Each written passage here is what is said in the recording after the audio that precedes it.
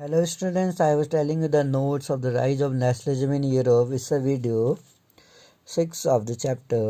So let us start.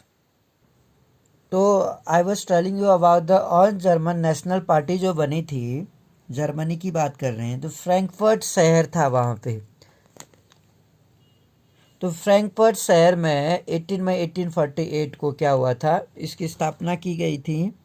दो elected representatives थे, वो कितने थे, 331 मेंबर इलेक्ट किए गए थे। और जो जर्मन कॉन्स्टिट्यूशन था, जर्मन कॉन्स्टिट्यूशन क्या किया, इस्टेब्लिश किया गया। इसमें जो वोट किए गए थे, अब अगर हम जर्मन की बात कर रहे हैं, नेशनल पार्टी जो बनी थी वहाँ पर, और 331 मेंबर्स को इलेक्ट किया गया था। तो जर्मन कॉन्स्टिट्यूशन जब बना वहाँ पे, और मिडिल मैन जो थे, जो लिबरल्स थे, उन लोगों ने क्या किया था, इन लोगों को वोट किया। लेकिन वोट मिलने के बाद, रिप्रेजेंटेटिव बनने के बाद, ये लोग क्या हो गए, अपने आप को ज़रा सुपीरियर समझने लगे और मिडिल मैन लोगों को क्या करने लगे, इग्नोर करने लगे।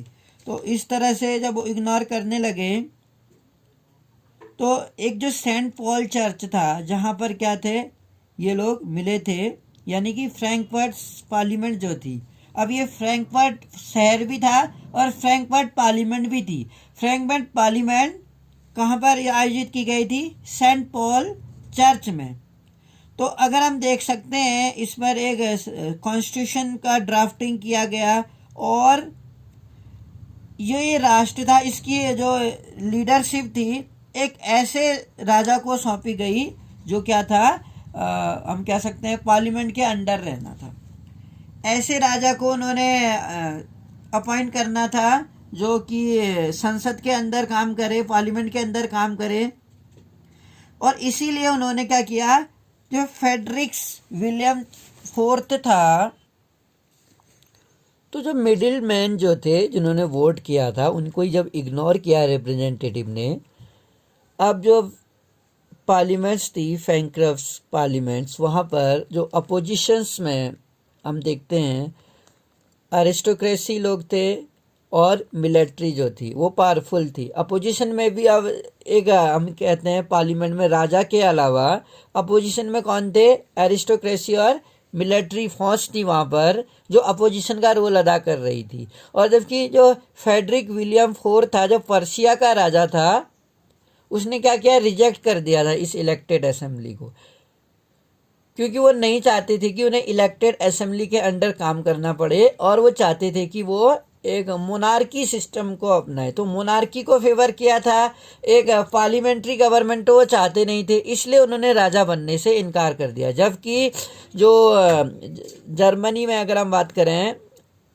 एरिस्टोक्रेसी वर्ग था और मिलिट्री वर्ग था, वो क्या करना चाहता था, फ्रेडरिक विलियम फोर्थ को राजा बनाना चाहता था एज ए पार्लियामेंट्री के अंदर काम, जिससे कि वो पार्लियामेंट के अंदर काम करे। पर वो तो फेडरिक तो मोनार्की चाहते थे, तो इसलिए उन्होंने राजा बनने से मना कर दिया।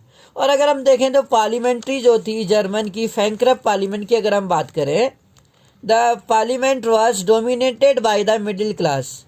जो मध्यम वर्गीय थे उनके द्वारा प्रभाव में ज़्यादा थी।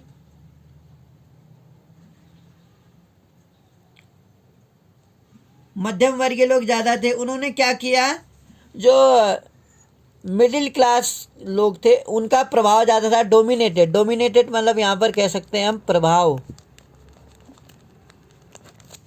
तो पार्लियामेंट व डोमिनेटेड बाय मिडिल क्लास, मध्यम वर्गीयों का प्रभाव ज़्यादा था, जो वर्कर्स एंड आर्टिशियंस, और इसीलिए जो वर्कर थे वहाँ पर काम करने वाले और कलाकार थे, उनका जो सपोर्ट था वो खो गया, यानी उनको सपोर्ट नहीं किया। मध्यम वर्गीय लोगों ने जो डिमांडें थी मध्यम वर्गीय और कलाकारों की, उनकी डिमांड को क्या कर दिया, मध्यम वर्गीय लोगों ने इग्नोर कर दिया। तो इस वजह से क्या हुआ, उनका सपोर्ट नहीं मिला, उन्हें सपोर्ट खो दिया। सपोर्ट इसलिए खो दिया क्योंकि जो मध्यम वर्गीय वर्ग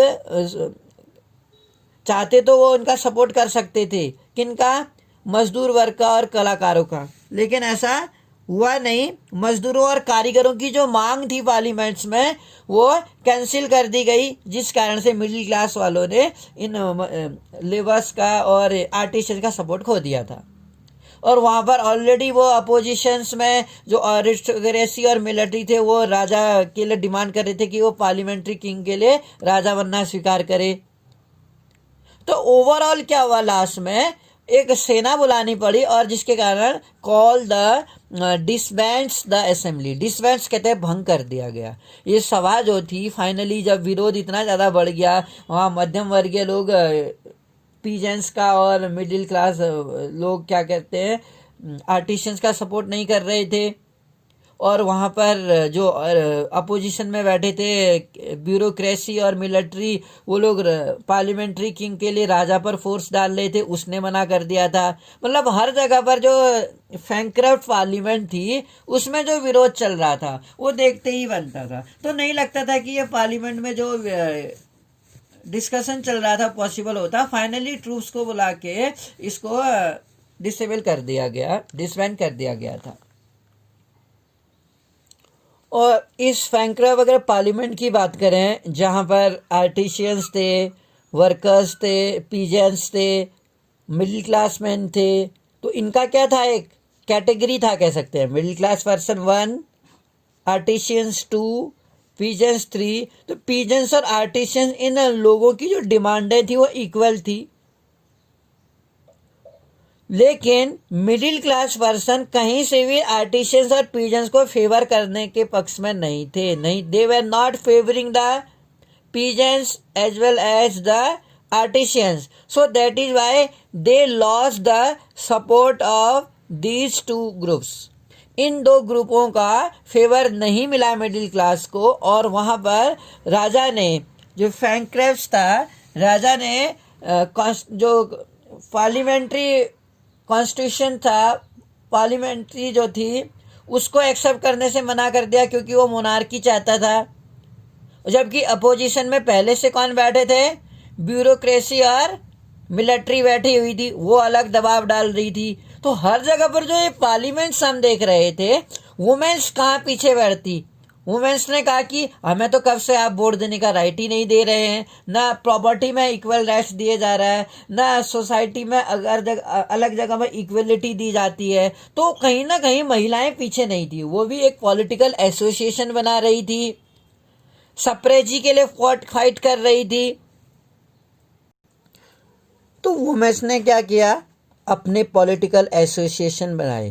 finally we can say that the womens make their own political association, they published their own newspapers. वो पॉलिटिकल मीटिंग्स किया करती थी। तो कहीं ना कहीं पर womens started a huge movements for the favour of their rights. तो सप्रेजी के लिए जो इनकी डिमांड थी इलेक्शंस ऑफ असेंबली के लिए, womens were admitted only as observer. लेकिन फाइनली जब पॉलिटिकल एसोसिएशन वो बना रही थी, पॉलिटिकल मीटिंग कर रही थी, पॉलिटिक्स में वो चाहती थी कि उनका भी रिप्रेजेंटेशन हो। अरे भी जब उन्हें वोट देने का ही अधिकार नहीं था तो रिप्रेजेंटेशन और वो अधिकार चाहती थी। तो बैंकरप्ट पार्लियामेंट में फाइनली ये डिसाइड किया गया कि महिलाएं भी शामिल होंगी। लेकिन देखो कितना अजीब सा लगता है कि जो बैंकरप्ट पार्लियामेंट यहाँ हम देख रहे हैं, जो कहाँ बनी थी बैंकरप्ट पार्लियामेंट, एसटी पॉल के चर्च में पार्लियामेंट आयोजित हो रही थी। नाम क्या था, बैंकरप्ट पार्लियामेंट।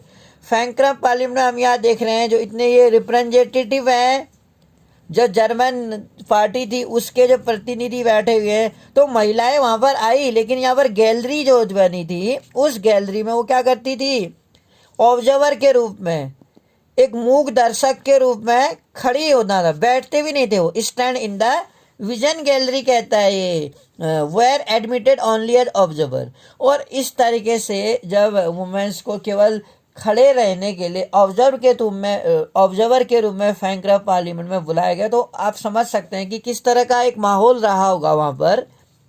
दो द कंजर्वेटिव्स, हालांकि जो कंजर्वेटिव, जो रूढ़िवादी जो लोग थे, जो पुरानी विचारधारा, एक ही ढर्रे पर चलने वाले लोग जो थे, एबल टू सप्रेस, वो कहीं ना कहीं बहुत समर्थ थे। वो समझ गए थे कि जो ये लिबरल मूवमेंट चलाने वाले लोग हैं, उदारवादी आंदोलनकारी हैं, ये कहीं से भी उनको डोमिनेट नहीं कर सकते, यानी कंजर्वेटिव को लग गया था कि वो ज़्यादा ताकतवर है। कंजर्वेटिव फोर्स को अब ये मालूम पड़ गया था कि वो वेर एबल, वो लिबरल मूवमेंट को सप्रेस कर सकते हैं, आसानी से उनका आंदोलन कुचल सकते हैं।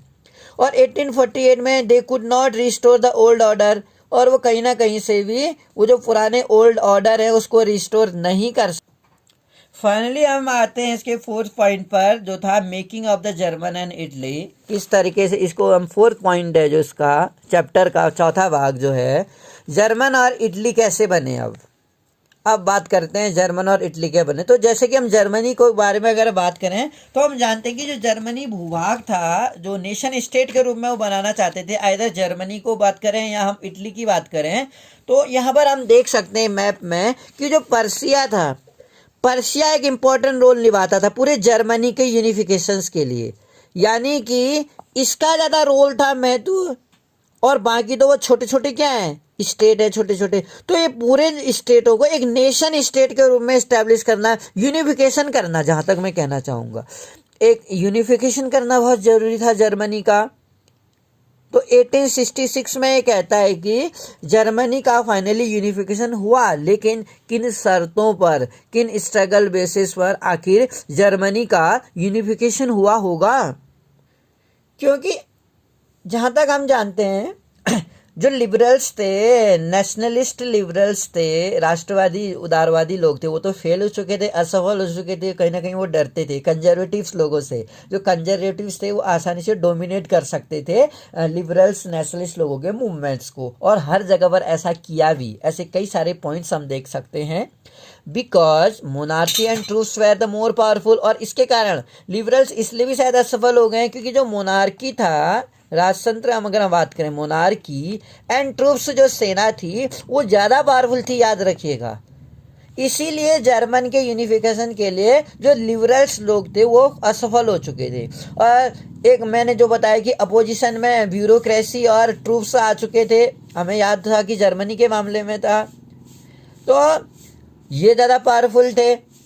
जो इसमें पर्सिया की अगर हम बात करें, if you talk about the Persia came for the, Germany के यूनिफिकेशन के लिए पर्सिया आगे आया। और पर्सिया क्या था, एक इम्पॉर्टेंट सेंटर माना जाता है जर्मनी के यूनिफिकेशन के लिए, याद रखिएगा। तो पर्सिया जो था, if you talk about the Persia, वहाँ का एक चीफ मिनिस्टर था, राजा का चीफ मिनिस्टर था पर्सा में, जिसका नाम था ओटो वॉन बिस्मार्क। याद रखिएगा, जर्मनी के यूनिफिकेशन के लिए जो ओटो वॉन बिस्मार्क है, मुझे लगता है इसका जो रोल है इतना ज़्यादा है कि अगर आप ओटो वॉन बिस्मार्क की बात ना करें तो जर्मनी के यूनिफिकेशन के लिए इसका जो कंट्रीब्यूशन है इतना ज़्यादा है। तो इसने tried for the unification of bureaucracy and military, जो वहाँ ब्यूरोक्रेसी थी और मिलिट्री थी, इसके यूनिफिकेशन के लिए इसने काफ़ी काम किया। 7 साल तक लगभग अगर हम बात करें, दे फॉर द वॉर, इसी ओटो वॉन बिस्मार्क ने, जो चीफ मिनिस्टर था क्रोएशिया के राजा का, इसने युद्ध लड़े ऑस्ट्रिया के साथ, डेनमार्क के साथ, फ्रांस के साथ, और फाइनली जब इसने इतने ढेर सारे युद्ध लड़े तो जो पर्सिया था वो क्या हो गया, पर्सिया जीत गया। अब पर्सिया ने जीता तो फाइनली जो प्रोसेस थी यूनिफिकेशन की जर्मनी के, वो पॉसिबल हुई, कंप्लीटेड हो चुकी थी। जब इतना ज़्यादा युद्ध लड़ना पड़ा इसको एक सेनापति के रूप में, और अपना एक पावर इस्टेब्लिश करना पड़ा। और 1871 में ओटो वॉन बिस्मार्क के इतना स्ट्रगल करने से और इन 7 साल तक युद्ध जीतने से, कई देशों के साथ जो इसने युद्ध लड़ा था, जैसे ऑस्ट्रिया, डेनमार्क, फ्रांस के साथ, तो इसमें जो प्रसा थी, प्रसा की जीत हो गई। और जो यूनिफिकेशन था जर्मनी का, उसकी जो प्रोसेस थी वो पॉसिबल हुई। और 1871 डेट याद रखिएगा, 1871 में जो प्रसिया का राजकुमार था, अभी तक नाम नहीं आया था इसका, जो प्रसा का राजा था, उसका सेनापति कौन था, चीफ मिनिस्टर कौन था, विलियम ओटो वॉन बिस्मार्क। तो ओटो वॉन बिस्मार्क तो चीफ मिनिस्टर था। इसने 7 साल तक ऑस्ट्रिया से, फ्रांस से और डेनमार्क से युद्ध लड़ा और प्रसा को जीत दिलाई। और फाइनली देखो, खुद नहीं बना वो, ओटो वॉन बिस्मार्क खुद नहीं बना, बल्कि उसने जर्मनी के यूनिफिकेशन के लिए कंट्रीब्यूशन किया, याद रखिएगा। और प्रशिया के राजा जो थे विलियम फर्स्ट, उनको जर्मन का सम्राट घोषित किया था। और जो ये सेरेमनी हुआ था, जो समारोह हुआ था, वो कहाँ हुआ था? वर्सलीज में हुआ था। वर्सलीज का हमें याद होगा कि वहाँ पर 18 जनवरी 1871 को जो मीटिंग्स हुई थी, समारोह हुआ था, वहाँ पर उस समय बहुत ठंड थी, ठंड के सीजन थे, ठंड थी। और वहाँ पर जर्मन राज्य के जो जर्मन जो स्टेट थे, उनके कई सारे प्रिंस को बुलाया गया और ट्रूप्स, आर्मी ट्रूप्स को बुलाया गया था, और ऑटोमन विस्मार्क समेत प्रसा के और सारे मिनिस्टर्स भी थे। तो वहाँ पर शीश महल में हॉल ऑफ मिरर जो था, वहाँ पर मीटिंग हुई थी, हमें याद होगा। तो इस समय प्रसा के विलियम प्रथम के नेतृत्व में, under the leadership of William first, क्या हुआ? एक साम्राज्य की, एक नए जर्मन साम्राज्य को डिक्लेयर किया गया था। तो इसके बाद हम पढ़ेंगे द यूनिफिकेशन ऑफ इटली, जो इटली का यूनिफिकेशन हुआ था। बेसिकली इटली की अगर हम बात करें तो इटली 7 अलग अलग हिस्टोरिकल, उसमें मल्टी नेशनल उसमें बटा हुआ था, डायनेस्टिक स्टेट्स थे इसमें।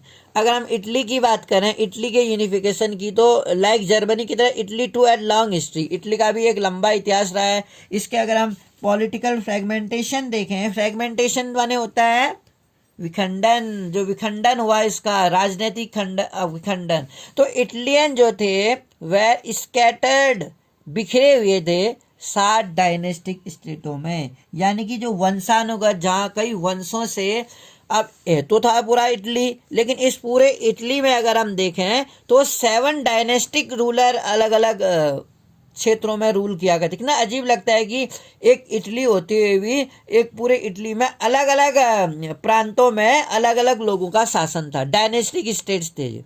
मल्टीनेशनल जो था और Habsburg empire, during the middle of 19th century की अगर हम बात करें, Italy was divided into 7 state, याद रखिएगा। जो इटली था उस समय 7 राज्यों में बटा हुआ था वो, और विच ओनली वन सार्डेनिया, जिसमें जो इटली के मूल इटली का जो राजा शासन करता था, वो एक ही एरिया था, जो था सार्डेनिया पिडोमेंट्स, जिसमें इटली का राजकुमार खुद एक हम कह सकते हैं इटली भाषी प्रदेश, जहाँ पर इटली उस 7 प्रांतों में से एक ही प्रांत ऐसा था जिसमें इटली का राजकुमार राज्य करता था।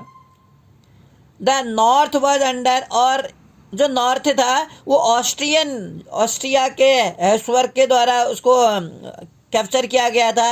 And in centre was rule by Pope, और इटली के सेंटर में पोप ने रूल किया था। और साउथ में under the domination of Bourbon king, Spain का राजा था जो बुरबॉन राजा, उसने रूल किया था। तो हम इसमें देख सकते हैं कि किस तरीके से नॉर्थ में ऑस्ट्रिया ने किया था, सेंट्रल में पोप ने कर दिया था, और फिर साउथ में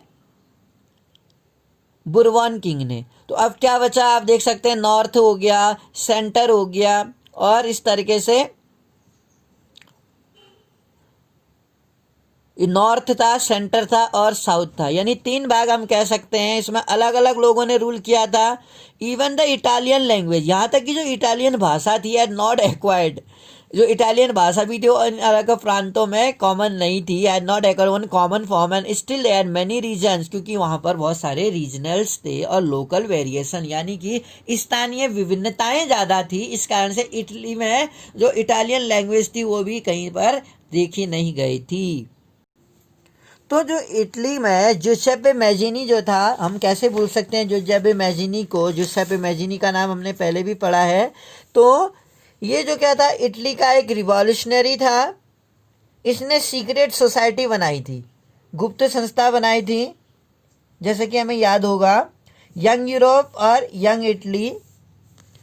तो जो कार्बिनरी नाम की इसने एक गुप्त संस्था बनाई थी इटालियन रिपब्लिक को करने के लिए। He had also form a secret society Young Italy, Young Italy नाम की जो इसने मार्शलीज में बनाई थी, याद रखिएगा, यंग इटली नाम की गुप्त संस्था जो मार्शलीज में बनाई थी जुसेप्पे मैजिनी के द्वारा, वो असफल हो गई। यानी कि इटली को यूनिफाई करने के लिए जो जुसेप्पे मैजिनी की संस्था थी वो सक्सेस नहीं हुई। एंड डिसेंटिमेशन ऑफ इज गोल, और डिसेंटिमेशन हो गया, यानी अपने लक्ष्य से ओझल से हो गए वो। द फेलियर ऑफ रिवॉल्यूशनरी की अगर हम बात करें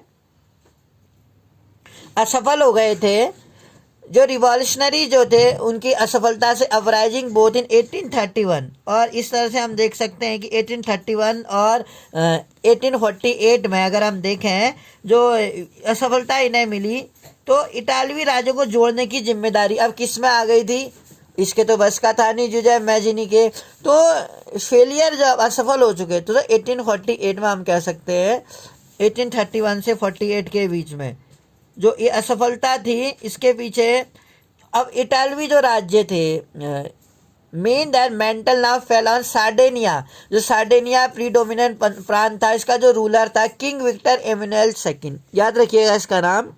जो जब जोजेफ मैजिनी अपनी सीक्रेट सोसाइटी से, जो कि मैंने आपको बताया यंग इटली थी, यंग इटली गुप्त संस्था फेल हो गई इटली को यूनिफाई करने के लिए, तो वहां पर अब पूरे इटली को यूनिफाई करने की जिम्मेदारी किस पे आ गई, किंग विक्टर एमैनुएल सेकंड पर, to unify the Italian state through the war.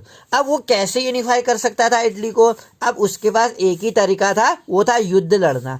In the eye of ruling elites, जो रूलिंग एलाइट्स थे अगर हम देखें,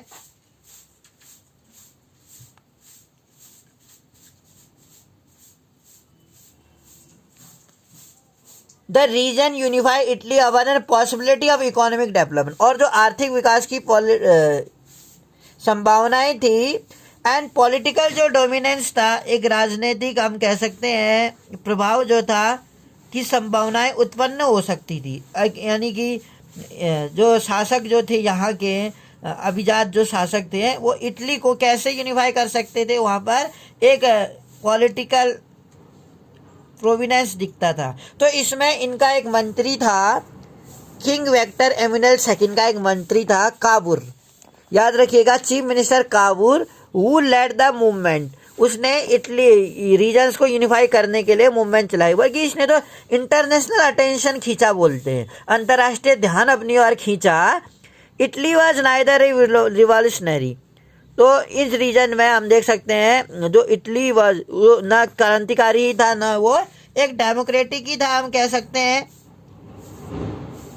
एक कूटनीतिक संधि जिसके पीछे काबूर का हाथ था, एक कूटनीतिक संधि करी बोलते हैं इसने।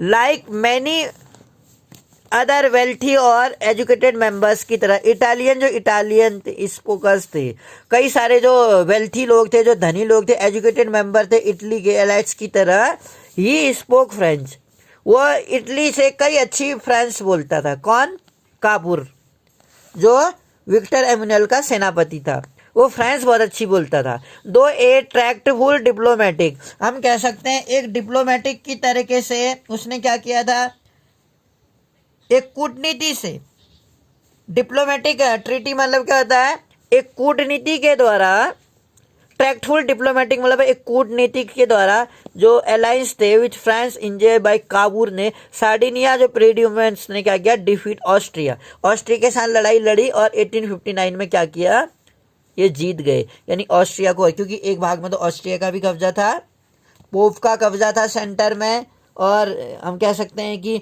जो बुरबॉन डायनेस्टी थी स्पेन का, उसका कब्जा था साउथ में। तो इन अलग अलग जो प्रांत में अलग आउटर लोगों का कब्जा था, इनको बाहर करके एक यूनिफिकेशन बनाना वो था। अब लेकिन उन 7 प्रांतों में से केवल एक ही तो ऐसा प्रांत था ना जो इटालियन था, इटली का था, जो कि विक्टर एमैनुएल सेकंड था। So finally, I hope you understood this portion. Later, I will explain the rest part in the next video. Thank you for listening me and thank you for supporting me. Thank you.